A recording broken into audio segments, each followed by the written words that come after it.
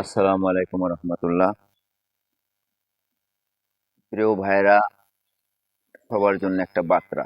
সেটা হচ্ছে যে আমরা যারা মা বোনেরা মার্কেটে যাই কিংবা ব্যাংকে যাই, কোনোখানে যাই, তো একটা কথা আছে না যে স্বেচ্ছায় টাকা দিয়ে দেয় কিংবা স্বর্ণ অলংকার দিয়ে দেয়।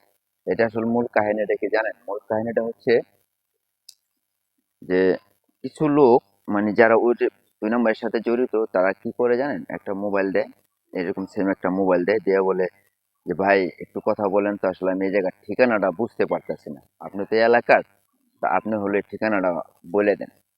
তো আমরা যারা সাধারণত, মানে সাধারণ মানুষ, আমরা অতটা বুঝি না, মোবাইলটা নিয়ে আসলো, চিন্তা করি যে উনি হয়তো দূরের থেকে আসছে, তো ওনার ঠিকানাটা আমি আসলে বুঝে ওনাকে বলবো না, এরকম চিন্তা ধারণা করি হলো মোবাইলটা নেয়।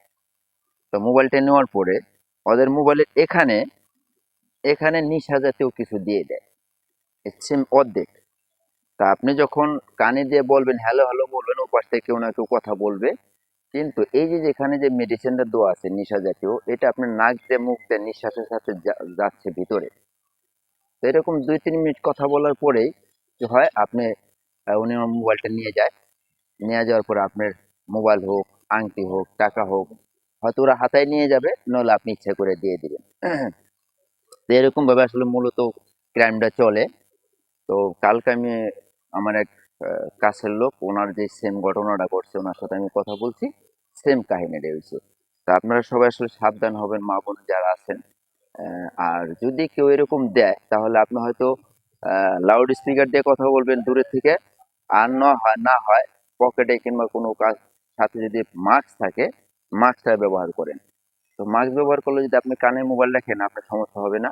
আর যদি লাউড স্পিকার দেন, তাও আপনার সমস্যা হবে না। তো আপনারা আসলে এই পদ্ধতিগুলো অবলম্বন করবেন।